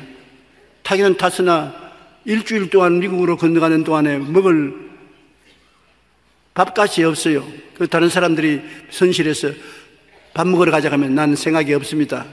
그리고 밥을 안 먹었습니다. 닷새 동안 안 먹고 나니까 미국에 내리기 전에 배에서 죽어버리고 말겠어요. 너무 배가 고파서 정신이 하나도 없습니다. 그래서 마지막 날에는 알아, 이판 지판 사판이다. 굶어 죽으나 얻어맞아 죽으나 사판이니까 어디 먹고 보자고. 그래서 식당에 가서 음식을 잔뜩 시켜서 실컷 먹었습니다.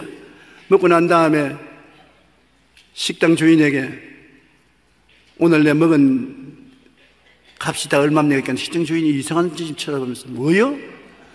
아니 먹은 그 음식값이 얼마냐 말입니까? 당신 이 배 탈 때 배삭을 주고 표 샀지요? 표 샀습니다. 거기에 다 포함되어 있어요. 여러분이 무엇을 먹을까, 무엇을 먹을까, 무엇을 마실까 걱정하고 병들어 걱정하고 세상의 고생과 괴로움으로 몸부림치면서 피땀을 흘리면서 이 세상을 살아가면서 참 세상 살기가 고통스럽다고 생각하지요. 그래서 주님 왜 이렇게 고통스럽습니까? 너 어디서 왔느냐? 나 순복음교회에서 왔습니다. 그럼 너희 목사가 너에게 무슨 설교하더냐? 그래서 주님께서 십자가에서 우리 죄를 대신했다 그러는데요, 십자가 자세히 보아라. 죄만 대속했는지 그게 뭐가 있는지 보아라. 내가 무엇을 먹을까, 무엇을 입을까, 무엇을 마실까, 어떻게 치료받을까, 어떻게 저주에서 해방될까, 어떻게 천당할까, 그 대가가 다 십자가에 포함되어 있다. 믿고 순종하면 누릴 수가 있는 것이다. 여러분, 주님 십자가는 그냥 피를 흘려 죄만 용서한 것이 아닙니다. 아담이 타락한 모든 타락을 다 청산한 것입니다. 저주를 청산해서 가시와 은거키를 제해버리고 질병을 청산해보고 건강과 생명을 주셨고 사망을 청산하고 부활과 영생을 주셨습니다. 우리는 십자가를 통해서 희망을 얻을 수가 있고 꿈을 가질 수가 있는 것입니다. 어떠한 사람도 영혼이 잘됨같이 범사에 잘되며 강건하고 생명을 얻되 넘치게 얻을 수 있는 것이 십자가 밑인 것입니다. 그러므로 십자가 밑에 나오면 우리 인생이 달라지고 변화를 받을 수가 있는 것입니다. 이 사실을 알아야 돼요. 백사세 이미 음식값이 들어있는 것을 몰랐기 때문에 굶었지, 알았으면 굶지 않지 않습니까? 우리가 십자가의 대속에 우리의 모든 문제가 다 해결되어 있는 것을 알았더라면 믿음으로 인생을 살아야지 행함으로 살지 않는 것입니다. 나의 의인은 믿음으로 말미암아 살리라. 뒤로 물러가면 내 마음이 저를 기뻐하지 아니하리라.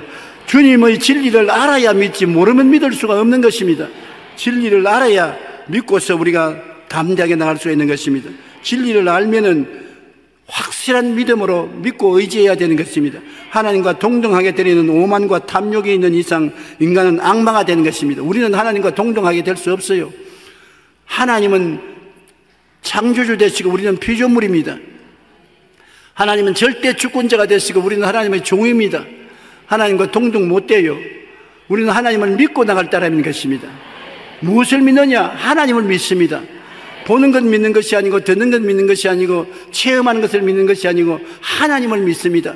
하나님의 말씀은 저 하늘이 무너지고 이 땅이 꺼져도 일제미력도 변하지 않습니다. 주의 말씀은 믿을 수가 있는 것이기 때문인 것입니다. 인간은 하나님을 믿고 사랑하며 하나님을 즐거워하며 살아야 하는 것입니다. 여러분은 우리 하나님을 믿고 매일같이 하나님을 사랑하고 하나님 때문에 기뻐하고 즐거워하고 살아야만 하는 것입니다. 마가복음 12장 30절에 내 마음을 다하고 목숨을 다하고 뜻을 다하고 힘을 다하여 주 너희 하나님을 사랑하라. 우리는 사랑하고 사는 것입니다. 하박국 3장 18절에 나는 야훼로 말미암아 즐거워하며 나의 구원의 하나님으로 말미암아 기뻐하노라. 하나님 때문에 마음의 기쁨이 충만하고 구원의 하나님을 말미암아 즐거워하면서 살아야 되는 것입니다. 그러므로 우리는 진리를 알고 하나님을 믿고 기뻐하고 즐거워하며 그 다음에는 모든 일을 하나님께 맡겨야 돼요. 내가 일하려면 율법과 싸워 이겨야 하는데 내가 일하지 않고 하나님이 다 일해 놓은 것을 알고 믿고 맡겨야 돼요. 일은 하나님의 것입니다. 여러분은 일의 주인이 아닙니다. 여러분의 일의 주인은 하나님의 것입니다. 일을 행하는 야훼, 그 일을 지어 성취하는 이는 하나님의 것입니다. 우리는 자꾸 생각하기를 일이 내 일이요, 내가 일의 주인이라고 생각하는데 그렇지 않습니다. 하나님이 엿새 동안 일을 다 하신 것처럼 일은 하나님의 것입니다. 여러분이 하나님 손에서 일을 빼앗지 말기를 바랍니다. 무엇을 먹을까, 무엇을 입을까, 무엇을 마실까, 이것도 하나님의 일인 것입니다. 여러분이 염려하면 하나님의 일을 빼앗는 것이 되는 것입니다. 이는 다 이방인들이 염려하는 것이요, 하나님의 자녀들은 그 나라와 그 일을 먼저 구하면 이 모든 것이 다 더하여진다고 말하는 것입니다. 그러므로 일은 하나님의 것이고 여러분은 믿고 의지하고 사는 것이 여러분의 일인 것입니다. 에레미야 33장 3절 말씀대로 너는 내게 부르짖으라. 내가 내게 응답하겠고 내가 알지 못하고 크고 은밀한 일을 내게 보이리라. 우리가 할 일은 하나님께 부르짖어 기도하는 것이지 일은 하나님이 하시는 것입니다. 그러므로 빌립보 4장 6절과 같이 아무것도 염려하지 말고 다만 모든 일에 기도와 간구로 너희 구할 것을 감사함으로 하나님께 아뢰라. 일은 하나님이 하시기 때문에 여러분의 일을 하나님께 아뢰면 하나님이 맡아서 일해 주는 것입니다. 어제나 오늘이나 영원토록 동일한 하나님은 여러분의 일하기를 기뻐하시고 만세전에 이미 여러분의 일을 다 이루어 놓으신 것입니다.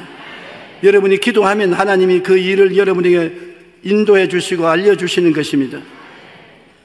여러분, 시편 기자 다윗은 이것을 너무나 잘 알았습니다. 23편 1절로 6절에 야훼는 나의 목자시니 내게 부족함이 없으리로다. 어떻게 인생에 부족함이 없습니까? 우리에게 부족한 일들이 많은데 하나님이 목자가 되어서 다 알아서 해준다는 것입니다. 양이 하는 것이 아니라 목자가 다 알아서 해준다는 것입니다. 그가 나를 푸른 풀밭에 누이시며 쉴만한 물가로 인도하시는도다. 내가 있는 곳을 풀밭으로 만들고 쉴만한 물가로 만든다. 우리 가정이 풀밭이 되고 쉴만한 물가가 되고 내 일터가 풀밭이 되고 물가가 되고 주님이 다 예비해 주신다는 것입니다. 내 영혼을 소생시키시고 자기 이름을 위하여 의의 길로 인도하시는도다. 내가 사망의 엄침한 골짜기로 다닐지라도 해를 두려워하지 아니할 것은 주께서 나와 함께 하심이라. 주님께서는 내가 사망의 엄침한 골짜기를 지나면 이미 주님은 지난 길이기 때문에 그곳에 와서 십자가의 지팡이와 막대기로 나를 편안하게 안위해 주신다는 것입니다. 믿고 따라만 가면 된다는 것입니다. 주께서 내 원수의 목전에서 내게 상을 차려주시고 기름으로 내 머리에 부으시니 내 자녀는 주나이다. 원수가 오면 원수 눈앞에서 진수성찬 차려주시고 성령을 보내주셔서 모든 일이 성공하여 잔이 넘치게 만들어 주신다는 것입니다. 평생의 선하심과 인자하심이 반드시 나를 따르니 내가 야훼의 집에 영원히 살리로다. 천당도 하나님의 은혜로서 들어가서 영원히 산다는 것. 하나님이 여러분을 위해서 모든 일을 책임지시고 일을 해주시기 때문에 믿고 순종하는 것만이 여러분이 해야 될 일인 것입니다. 그 이외에 여러분이 하나님의 일을 손에서 빼앗으면 안 되는 것입니다. 내가 삶의 책임을 감당하면 하나님이 손 뗍니다. 내 인생의 책임을 내가 걸머쥐고 나갔다면 하나님이 손 뗍니다. 하나님께 맡기면 하나님이 책임져 주시는 것입니다. 따라 말하면 내가 내 일을 내 힘으로 하려면 하나님이 손 떼신다.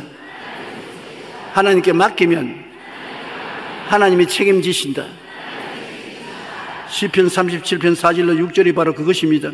또 야훼를 기뻐하라. 그가 내 마음의 소원을 내게 이루어 주시려다. 내 길을 야훼께 맡기라. 그를 의지하면 그가 이루시고 내 의를 빛같이 나타내시며 내 공의를 정오의 빛같이 하시리라고 말씀한 것입니다. 시편 55편 22절에 내 짐을 야훼께 맡기라. 그가 너를 붙드시고 의인의 요동함을 영영히 허락지 아니하시려다. 그러므로 우리는 짐을 주님께 맡기는 것이 중요한 것입니다.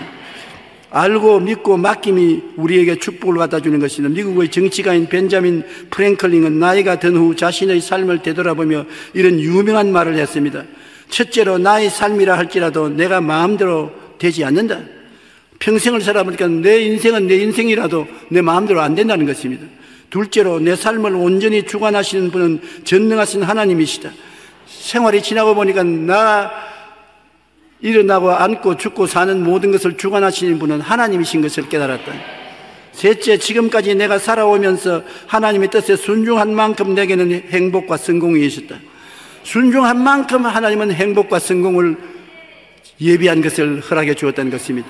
그러므로 하나님은 여러분에게 행복과 성공을 다 예비해 놓으신 것입니다. 어머니 뱃속에서 떨어질 때부터 죽는 그날까지 다 예비해 놓은 것인데 믿고 순종하면 그 예비한 곳에 들어가서 누릴 수가 있고, 믿지 않고 순종치 않으면 내가 음야에 땀을 흘려 내 인생을 내가 걸머쥐고 책임지고 살아야 되는 것입니다.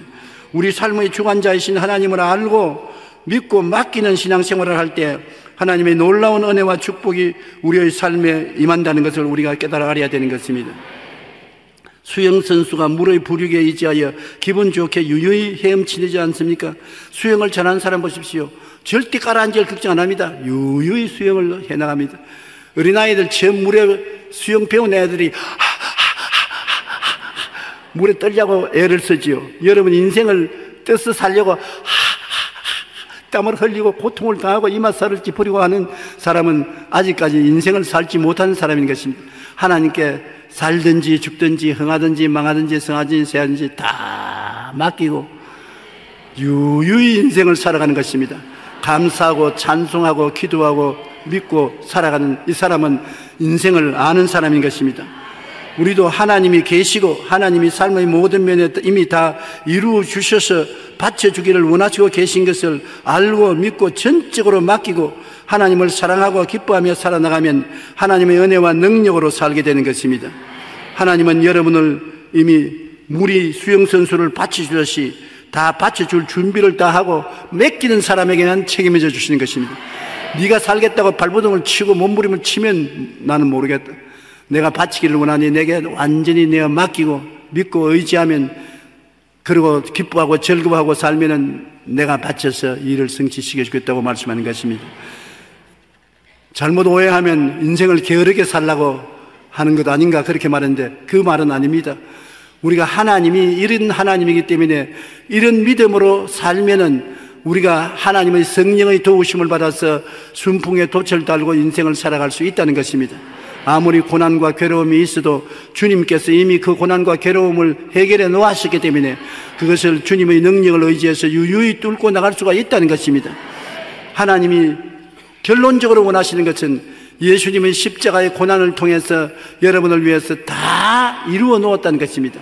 다 해결해 놓았다. 여러분의 인생의 알파와 오메가여 처음과 나중이요 시작과 끝을 아시는 거로 다 해결해 놓았으므로 해결자를 찾아가라는 것입니다.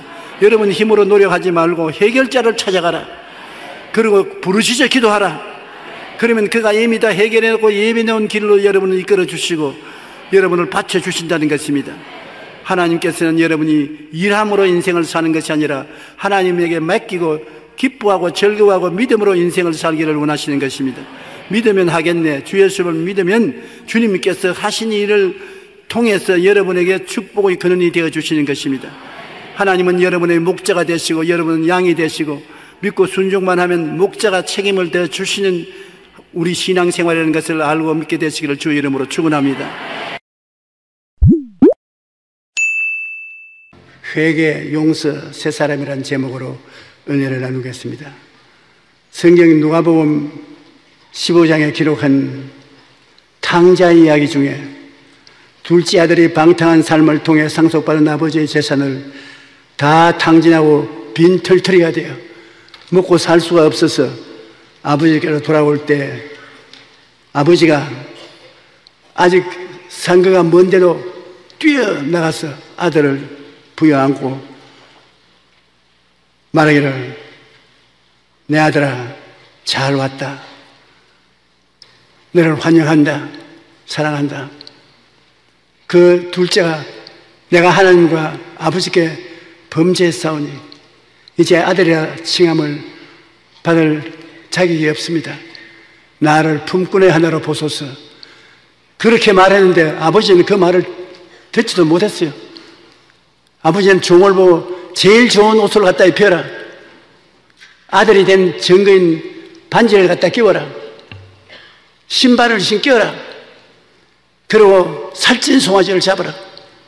이 아들은 잃었다가 얻었으며 죽었다가 살아왔다. 아버지가 억세게 좋아합니다. 그래 탕자가 된 둘째 동생이 돌아왔다는 말을 듣고 밤늦게까지 밭에서 일을 하던 맏아들이 흥분하고 분노하여 집에 와서 대문 밖에서 죽치고 앉아 아버지를 나오라 그럽니다. 아버지가 나가니까 그가 땅을 치면서 아버지 대체 이 집안이 꼬락서니까 무엇입니까? 둘째가 아버지 재산 다 가지고 나서 장기와 탕진 가서 나왔는데 그를 이렇게 좋아해서 큰 공로를 세워서 돌아온 자같이 품에 품고 야단입니까? 나는 아버지를 사랑하고 존경해서 시키는 대로 일을 하고 지금까지 지내왔는데 내 친구들하고 먹고 놀으라고 염소 새끼 한 마리도 안 주었으면 나는 이 아들을 용서할 수도 없고 용납할 수 없습니다. 아버지께서 예, 너는 나와 함께 늘 있었으니 내 것이 다 내 것이다. 내 동생 통회하고 회개하여 돌아오니 얼마나 좋은 일이고 용서하고 사랑하자. 그 맏아들이 말했습니다. 아버지 사람 잘 못 봤네요. 나는 용서할 수도 없고 사랑할 수 없습니다. 나는 아버지를 떠나겠습니다. 그렇게 꼭 말은 안 했지만 내가 생각하기에 그렇게 했을 것이라고 생각합니다. 용서라는 이 두 단어는 우리가 살아가는데 반드시 있어야 됩니다. 용서받고 용서할 수 있어야 인생은 살아갈 수 있습니다. 존 브로크만은 지난 2000년 동안의 위대한 발명이라는 책에서 세계적 지성들이 제시한 최고의 발명품을 소개했는데 그 중에 매우 이외에도 위대한 발명품이 기록되어 있었습니다. 그건 바로 지우개인데, 지우개가 없었다면 문화, 도덕도, 과학도 지금처럼 위대한 완성도를 보여주지 못했을 것이라고 합니다. 예를 들어 지우개가 없을 때는 음악을 작곡하다가 틀렸으면 찢어버리고 새로 시작해야 되겠습니다. 그림을 그리다가 잘못되면 전체를 다 찢고 새로 시작해야 됩니다. 낙심하게 되고 시간도 걸리게 되고 큰일입니다. 그러나 지우개가 있기 때문에 작곡하다가 잘못되면 지우개를 대고 싹싹싹 지워버리고 새로 싹싹 시간도 절약이 되고 노력도 절약이 되는 것입니다. 지우개 덕분에 그 부분만 싹싹 지우고 계속 직업해서 위대한 작품을 탄생시킬 수가 있기 때문에 지우개는 굉장한 발명입니다. 여러분, 우리 인생에도 마찬가지입니다. 인생을 살다 보면 실수할 때도 있고 나도 모르게 남에게 상처를 입힐 때도 있습니다. 그러니 우리에게 용서라는 지우개가 있기 때문에 싹싹싹 지우고 다시 사랑할 수 있는 것입니다. 우리가 서로 허물을 용서하든지 지우개로 지움을 받고 지워줘야 되는 것입니다. 그래야 우리의 인생이 훌륭한 작품으로서 빛이 날 수가 있는 것입니다. 사랑은 용서의 열매인 것입니다. 용서하지 않고는 사랑을 못해요. 사랑합니다 하고 침 탁 뺏고 돌았으면 그 사랑인가? 사랑이 아닙니다. 사랑도 용서도 회개라는 과정을 통하여 생겨나는 것입니다. 자기의 잘못을 회개하고 용서를 받고 그 다음에 사랑이 거침없이 흐르기 시작하는 것입니다. 누가복음 17장 3절에 너희는 스스로 조심하라. 만일 내 형제가 죄를 범하거든 경고하고 회개하거든 용서하라. 내가 이웃을 용서하면 하나님도 내려다보고 계시다. 나도 너 용서한다. 그렇게 말씀하는 것입니다. 마태복음 6장 14절로 15절을 보면 너희가 사람의 잘못을 용서하면 너희 하늘 아버지께서도 너희 잘못을 용서하시리니와 너희가 사람의 잘못을 용서하지 아니하면 너희 아버지께서도 너희 잘못을 용서하지 아니하시리라. 하나님 용서해 주십시오. 쓸데없는 소리 하지 마라. 너는 용서를 안 하는데 나보고 너 용서하냐? 그런 일은 없다. 그렇게 말씀하실 것입니다. 골로새 3장 13절에 누가 누구의 불만이 있거든 서로 용납하여 피차 용서하되 주께서 너희를 용서하는 것 같이 너희도 그리하라고 말씀하시는 것입니다. 용서는 얼마나 해야 되느냐? 끝없는 용서를 하라는 것입니다. 마태복음 18장 21절로 22절에 그때 베드로가 나와 이르되 주의 형제가 내게 죄를 범하면 몇 번이나 하여 주리이까? 7번만 용서하면 되겠습니까? 예수님께서 쭉 돌아보시고 난 다음 내게 이르노니 7번뿐 아니라 7번을 70번까지라도 용서하라. 나는 이거를 읽을 때 낙심이 됩니다. 아무리 해도 7번도 용서를 못하겠는데 77이 49, 490번을 용서를 하라니. 그래도 하나님이 하라고 하시니 해야지 어떻게 하겠습니까? 하나님은 우리의 유익을 위해서 말씀하시는 것이기 때문인 것입니다.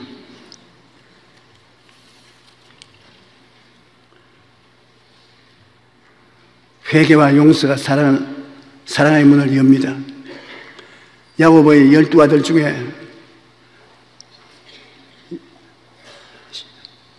11째 아들인 요셉이 꿈자랑하다가 형들에게 잡혀서 애굽으로 종으로 팔아 넘겼다는 사실을 잘 알고 계시죠. 세월이 흘러서 애굽에서 가슴에 꿈을 품고 산 요셉은 하나님이 그 꿈을 통하여 국무총리가 되게 됐습니다. 근엄한 국무총리가 됐어요.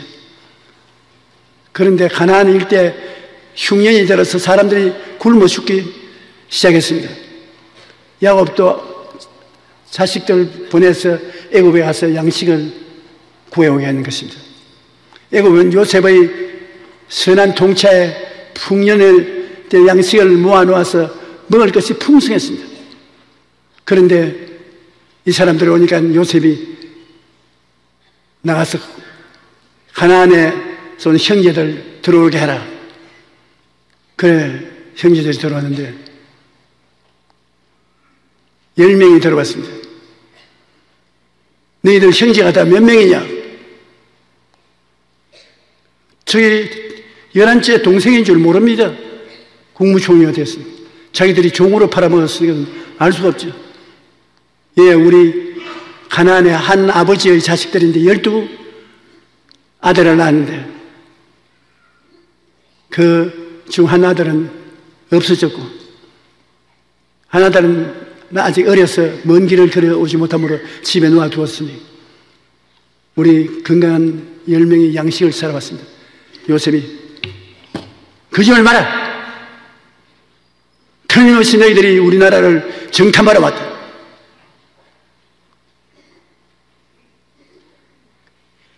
자기 종을 불러서 이 중에 한 놈을 묶어라. 그들이 아유 우리는 성실한 아버지의 자식들로서 정탐을 하든지 할 사람이 아닙니다.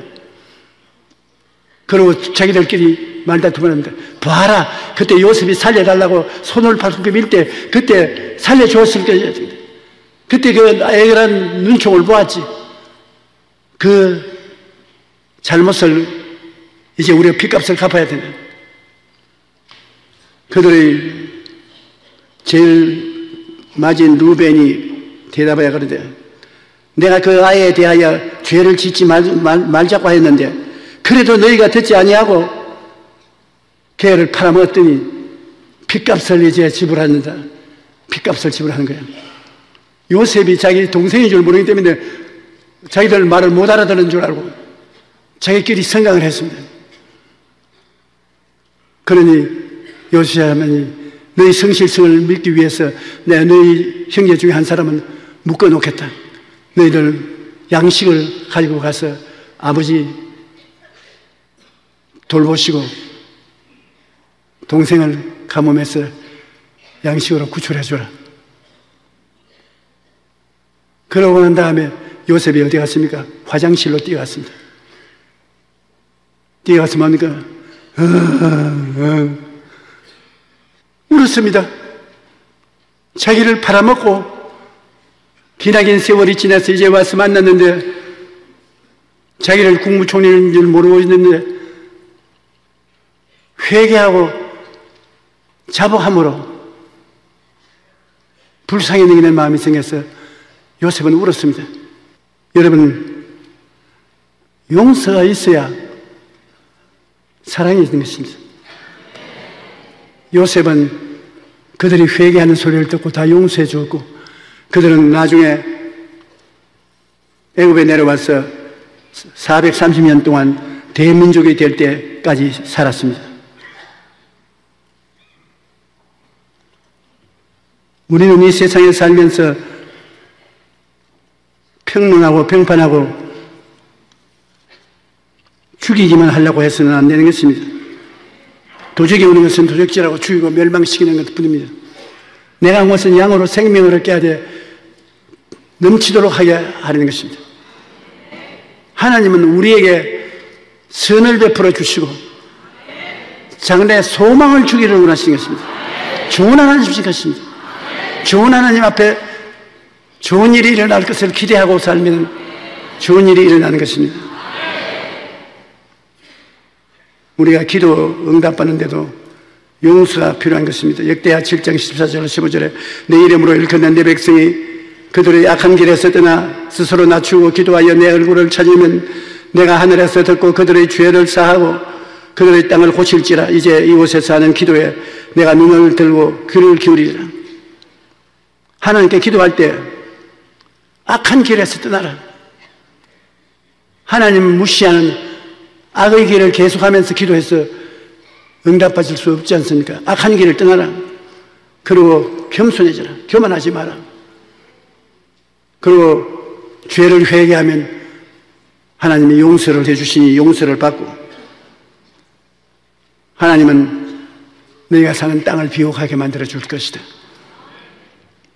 우리가 악을 계속해서 행하면서 기도하는 사람은 별로 없습니다. 그러나 죄는 지고도 하나님께 축복을 구할 때가 많습니다. 만일 우리가 우리 죄를 자백하면 제가 믿으시고 이루고서 우리 죄를 사하시며 모든 불의에서 우리를 깨끗하게 하실 것이요 죄 없다 하면 거짓말한다고 했습니다. 다 죄를 지어요. 죄를 용서하게 달라고 하면 하나님이 사해 주시고 그 땅에 축복을 주시겠다고 말씀하는 것입니다. 우리가 잘못이 있으면 하나님께서 극복할 시간을 주시는데, 어떤 것이냐면 하나님은 끄꺼진 갈대를 끄지 아니하시고 꺼져가는 심지에 불을 끄지 않으신다. 갈대가 부러져서 바람에 날리고 있습니다. 언제 끄꺼질 것입니다. 그게 애냐면 끄꺼질 것, 볼구 뭐냐? 사가 확 끄꺼버리지. 그렇지 않으면 등불이 발랑발랑 꺼지려고 하는데, 다들 꺼지려고 하니까 왜 그대로 주냐? 그렇게 하셔야 하는데, 몰인정하지 않다는 것입니다. 혹시 갈대가 저렇게 하다가 스스로 나아질 수도 있고, 혹시 꺼져가는 심지가 불이 잘 붙을 수도 있을 거다니까 시간을 줘. 그렇기 때문에 우리 생각에 우리에게 잘못한 사람들을 보고 저렇게 잘못했는데도 불구하고 잘 먹고 잘 입고 잘 자고 편히 사니 하나님이 살아계시냐? 우리 생각에는 막 하늘에서 12벼락을 때려가지고서 흔적도 없이 만들어버리면 좋겠는데 하나님의 마음이 그렇지 않단 말입니다. 끄꺼진 갈대를 끄지 아니하시고 꺼져가는 심지를 끄지 아니하신다. 가늠하다가 현장에 잡힌 여자를 끌고 제사장에게로 와서 예수님을 만나가지고서 이 여자가 가늠하다가 현장에서 잡혔으니 모세의 법에는 돌로 쳐 죽이라고 했습니다. 피할 길 없어요. 소문으로 잡힌 것이 아닙니다. 현장에서 잡혔습니다. 유대인의 법은 굉장히 엄합니다. 돌로 쳐 죽이라고 했습니다. 그 여자는 머리가 산발이 되고 신발도 벗기고 질질 끌려서 와서 예수님 발 앞에 던졌습니다. 틀림없이 예수님께서도 별도리 없이 모세의 율법대로 하려무나 그렇게 할 줄 알았습니다. 그런데 예수님께서 그 사람들을 한번 쭉 둘러보시고 손가락으로 글을 쓰기 시작합니다. 그 한 사람 한 사람의 정황을 글로 쓰면서 있는데 자꾸 당신은 어떻게 하겠습니까? 우리 시간 바쁜데 빨리 처리하고 가야 됩니다. 예수님의 고개를 들어 보시고 너희 중에 죄 없는 자가 먼저 돌로 쳐라. 그러고 난 다음 허리를 붙여서 그 사람의 죄를 손으로 기록하는 것입니다. 주님 그 사람들 죄를 다 눈에 보고 있으니까 예수님 어깨너머로 보니 자기 죄가 드러난단 말입니다. 이 여자를 돌로 쳐 죽였다는 그 다음에 자기가 돌에 맞아 죽을 줄 알았죠. 예수님께서 너희 중에 죄 없는 자가 먼저 돌로 쳐라. 다 달아나 버렸어요. 죄 없는 자가 한 사람도 없습니다. 여러분 중에 죄 없는 사람 손 한번 들어보십시오. 제가 한번 대전에서 대부흥회를 하다가 부흥회 중에 이 중에 죄 없는 사람 손 들어보라고. 그러니까 40대쯤 되는 남자가 손을 탁 들더래요. 당신 가난한 사람이구나. 강단에 올라오라. 그러니까 30대 되는 여성이 그 허리춤을 잡고 매달리고 잡아 땡깁니다. 그래, 왜 땡깁니까? 내버려 놓으십시오.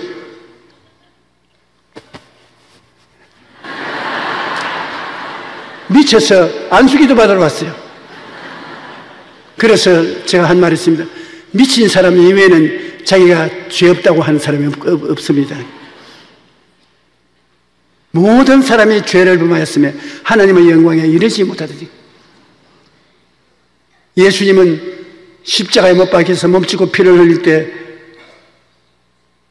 모든 사람 중에 한 사람인 우리들을 버리지 아니하시고 우리의 죄를 갚아주신 것입니다. 주님은 죄인에 대한 끝없는 기대를 가지고 있습니다. 어찌해도 저 사람이 살아날 수 있는 기회가 있으면 살려야 되겠다는 기대를 가지고 있는 것입니다. 예수님께서 십자가에 못 박여서 피를 흘리고 몸부림치고 있는데 밑에 있는 사람들이 예수님을 쳐다보고 욕을 합니다. 그런데 주님께서 욕을 받아서 하지 아니하시고, 하나님 아버지시여, 저들이 지금 하고 있는 일이 무슨 일인지 모르고 저렇게 하는, 죄를 돌리지 마시고 용서해 주시옵소서. 이야, 어떻게 그렇게 말할 수 있습니까? 하나님 아니면 그렇게 말할 수가 없습니다. 거기에 관리들이 비웃으면서 제가 남을 구원하였을 때 자기를 구원하지 못하는 자다, 그리스도이거든 자신도 구원하고 내려오라고 말했습니다. 만일 내가 유대인의 왕이면 구원하라. 그런데 예수님께서는 그들을 보시고 정죄하고 저주하지 않았습니다. 협박하지 않았습니다. 예수님의 오른편에 왼편에 살인 강도가 같이 못 박혔는데, 강도 하나는 막 호함을 치고 목에 심줄을 올려서 예수님을 욕을 합니다. 네가 하나님 아들이, 너도 내려오고 우리도 내려오게 하라. 그런데 그와 똑같이 살인죄를 지은 우편 강도가, 여기도 우편이라고 말 안 했습니다만 내가 생각해 우편이지 싶습니다. 좌편은 아니고, 주님 주의 나라에 임하실 때 나를 생각해 주소서. 단지 회개가 그 회개밖에 아닙니다. 주님의 나라에 임할 때 나를 기억하소서. 자기도 혹한 죄를 많이 지었고 죄를 회개할 여가도 없으니까 살려달라는 말을 할 수가 없습니다. 그때 주님께서 그를 내려다보시고 오늘날 너는 나와 함께 낙원에 있으리라. 이야, 그 사람은 기왕 죄인이 될 바에야 예수님 옆에서 십자가에 못 박힌 것이 얼마나 행복한 거예요. 회개로 얻은 최고의 축복인 것입니다. 예수님의 고난과 사랑을 체험하면 그 용서와 사랑에 끌려 우리도 용서와 사랑을 하게 되는 것입니다. 회개하는 심령으로 예수님은 주 앞에 나온 사람을 기다립니다. 예수님이 얼마나 인간에 대한 기대가 크시기에 마지막 십자가에 못 박혀 죽는 그 사람 입에서 나오는 회개라도 받으면 구원하려고 하는 것입니다. 내 믿음대로 될지어다. 내 회개한 대로 될지어다. 믿음과 회개가 나오면 그 자리에서 구원하기를 원하시는 주님 끝까지 기다리십니다. 예수님은 기다리십니다. 우리는 기독교의 복음 감동하는 것은 의식이나 형식이 아닙니다. 주님에게 회개하고 나오면 죄를 짓고 불의하고 추악하고 버림을 받아야 마땅한 우리들을 대신해서 주님이 맡으시고 우리는 낙원에 데리고 가시는 것입니다. 회개하면 예수님과 함께 낙원에 들어가게 되는 인생 최고의 복을 받게 된다는 것을 우리는 잊지 말아야 됩니다.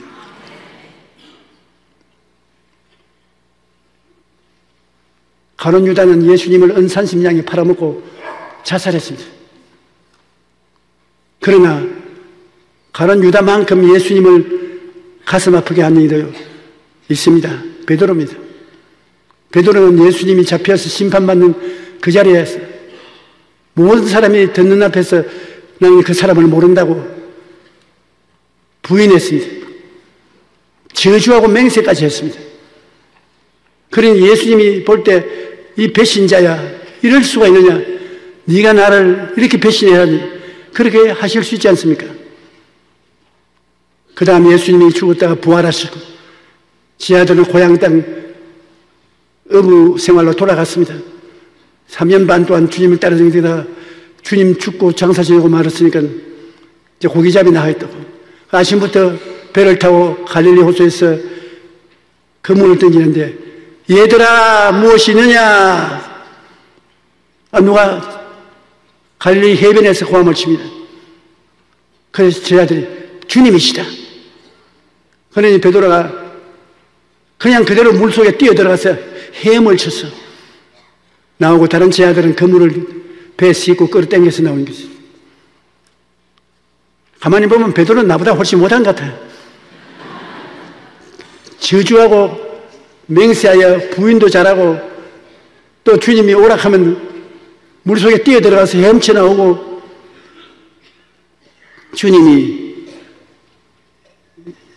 제자들이 주 앞에 둘러섰을 때 뭐라고 말했겠습니까? 베드로야, 사람이 그럴 수가 있느냐? 어떻게 배반해도 그렇게 혹독하게 배반을 하는가? 그러지 않았었습니다. 예수님은 떡을 굽고 부활하신 그 몸으로 떡을 굽고 고기를 구워서 제자들에게 나누어 주고, 그리고 베드로에게 먹게 하고 난 다음, 베드로야, 네가 나를 사랑하느냐? 언제는 사랑한다고 하느냐요?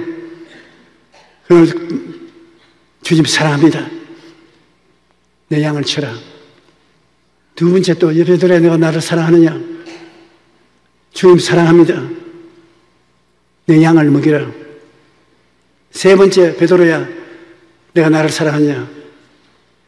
충격을 느꼈습니다. 베드로가. 주여, 주님이 압니다. 내가 사랑하는지 아는지. 내가 말은 이렇게 하지만 또 어떻게 될지 모르겠으니까 내가 지금 주님을 사랑하는 것은 주님이 아시나이다. 뭐냐? 내 양을 먹이라.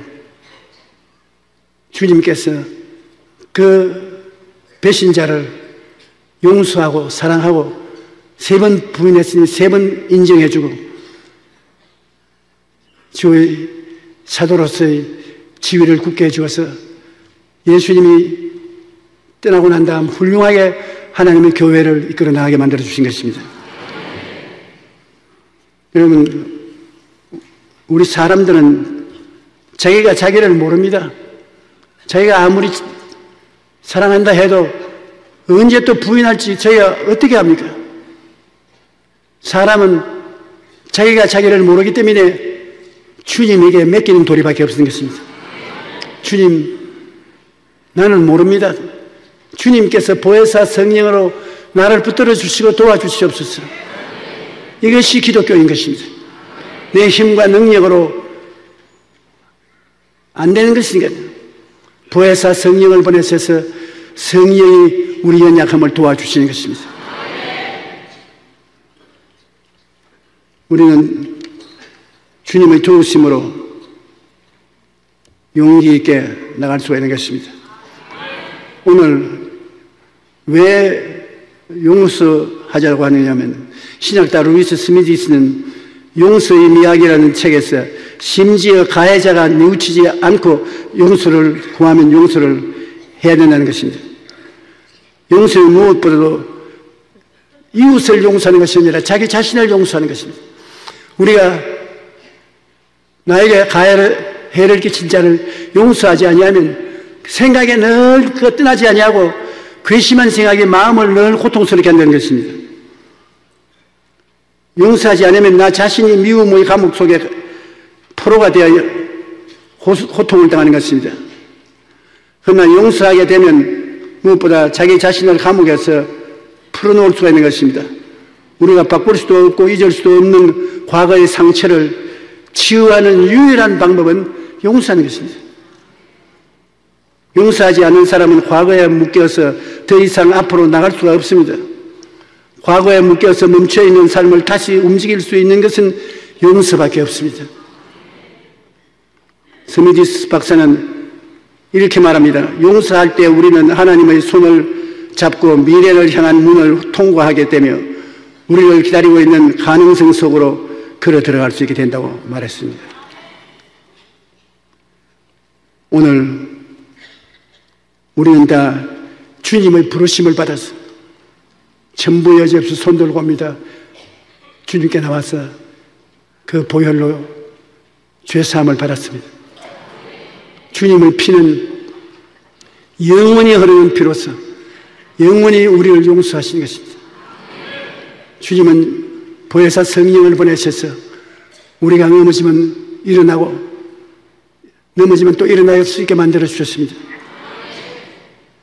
우리의 생활에 우리 자신이 용서할 뿐 아니라 용서받고 사랑하고 살아가야 되는 것이 우리의 삶인 것입니다.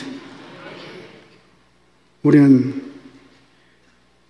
오늘 예수님 십자가 밑에서 주님을 쳐다보고 이 죄 많은 우리를 대신해서 몸을 찢어서 먹으라고 주시고 피를 흘려서 마시라고 주시면서 나를 먹고 나를 마시는 사람은 나로 말미암아 산다는 음성을 듣기를 원하는 것입니다.